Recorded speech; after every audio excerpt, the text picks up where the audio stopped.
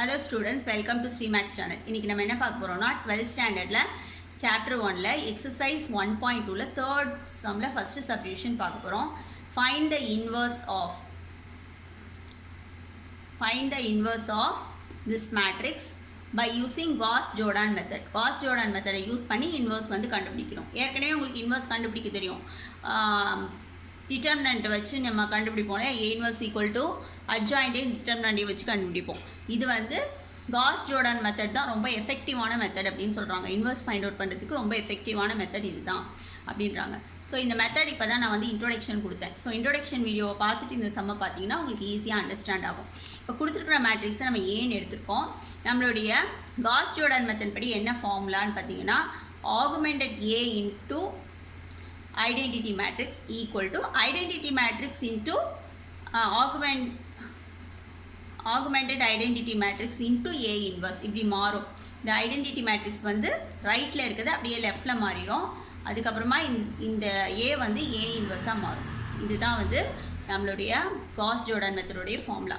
இப்போ நம்ம ஃபஸ்ட்டு என்ன பண்ணணும்னா இந்த லெஃப்ட் ஹேண்ட் சைடில் பண்ணுற மாதிரி பண்ணுங்கள். இப்போ இதோடைய ஆர்டர் என்ன? ஆர்டர் ஆஃப் த மேட்ரிக்ஸ் வந்து 2/2 இல்லையா? ஸோ அப்போ இதை ஆகுமெண்டட் மேட்ரிக்ஸாக மாற்றணும். ஏயோட இந்த 2/2 ஐடென்டிட்டி மேட்ரிக்ஸை வந்து ப்ரீ மல்டிப்ளை பண்ணணும். ஸோ இப்போ கொடுத்துருக்குற மேட்ரிக்ஸ் ஏ எழுதிக்கோங்க.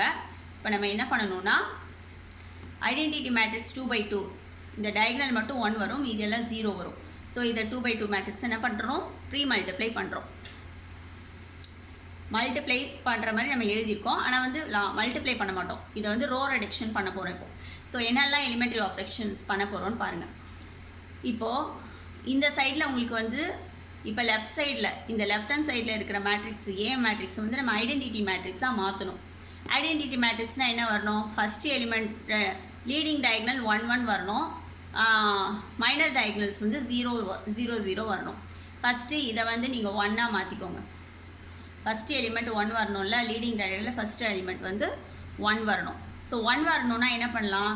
இதை வந்து 2ஆல் டிவைட் பண்ணிட்டா நம்மளுக்கு 1 வந்துடுமா? ஸோ அப்போ ஃபஸ்ட்டு ரோ ஆப்ரேஷன் என்ன பண்ணுறேன்னு பார்த்தீங்கன்னா ரோ 1 வந்து 2ஆல் டிவைட் பண்ணுறேன். ஸோ ரோ 1 2ஆல் டிவைட் பண்ணால் 2/2 வந்து 1. அதுக்கப்புறம் இது வந்து -1/2. இந்த ஃபஸ்ட் ரோவை பண்ணும்போது இங்கே இருக்க ஃபஸ்ட் ரோவையும் நீங்கள் பண்ணணும்.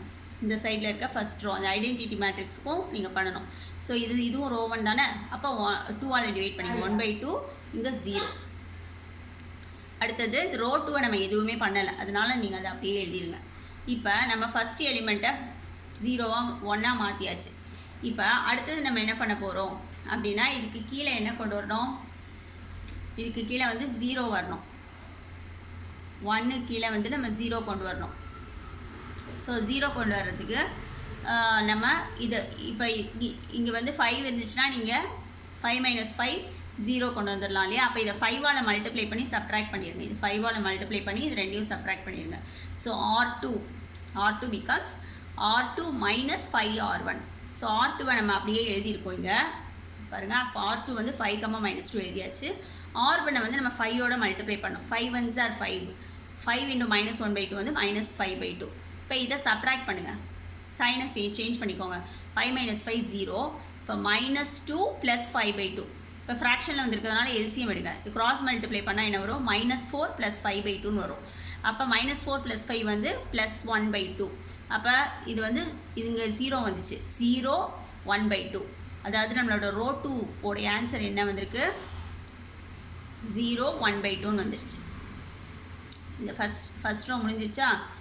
ஃபஸ்ட்டு காலம் முடிஞ்சிருச்சு. எனக்கு ஃபஸ்ட்டு லீடிங் டயகனலில் வந்து நான் 1 ஆக்கிட்டேன். அதுக்கப்புறம் அது கீழே இருக்கிறத 0 ஆக்கியாச்சு. இப்போ இந்த ரோக்கு நான் என்ன பண்ணணும்? இந்த ரோ 2ல் நான் என்ன பண்ணணும்? அதே சேஞ்சஸ் இந்த ரோ 2க்கும் நான் பண்ணணும். இப்போ இந்த ரோ 2க்கு என்ன பண்ணுறது? இந்த ரோ 2 எடுத்து இதோட 5 டைம்ஸால் நம்ம வந்து சப்ட்ராக்ட் பண்ணணும். ஸோ அப்போ இந்த ரோ 2 வந்து எழுதிக்கோங்க. ரோ 2 வந்து என்ன கொடுத்துருக்கோங்க? 0 1 எழுதியாச்சு. அப்புறம் இந்த ரோ 2 வந்து இந்த ரோ 2 வந்து என்ன பண்ணணும்? 5ஓட மல்டிப்ளை பண்ணணும். 5 × 1/2 வந்து 5/2. 0 × 5 வந்து 0 தான். இப்போ இதை சப்ட்ராக்ட் பண்ணுங்கள். 0 - 5/2 வந்து -5/2. 1 இருக்குது 1. ஸோ அப்போ இந்த ரோ 2 வந்து என்னவா மாறுது? -5/2 1ஆக மாறிடுச்சு. இப்போ அடுத்தது என்ன பண்ணணும் அப்படின்னா இந்த லீடிங் டயக்னலில் இங்கே வந்து 1 கொண்டு வரணும். இந்த இடம் வந்து 1 வரணும். சரி, இப்போ இங்கே 1 வரணும்னா நம்ம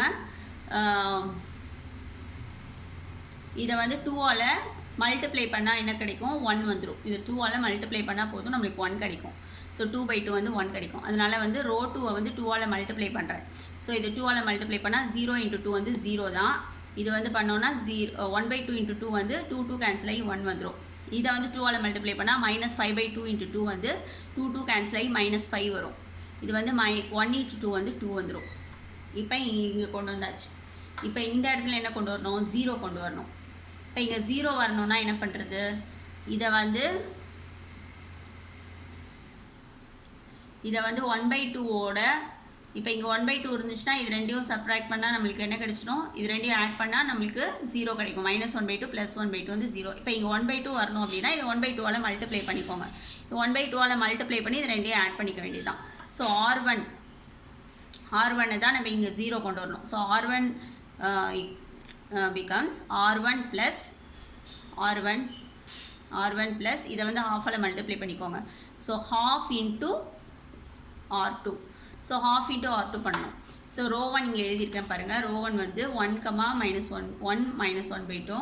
இதை வந்து 2ஆல் இந்த 1/2ஆல் மல்டிப்ளை பண்ணணும். 1/2 × 0 வந்து 0, 1/2 × 1 வந்து 1/2. இப்போ இதை ஆட் பண்ணும்போது -1/2 + 1/2 0, 1 + 0 வந்து 1. ஸோ இப்போ இங்கே வந்துருச்சு.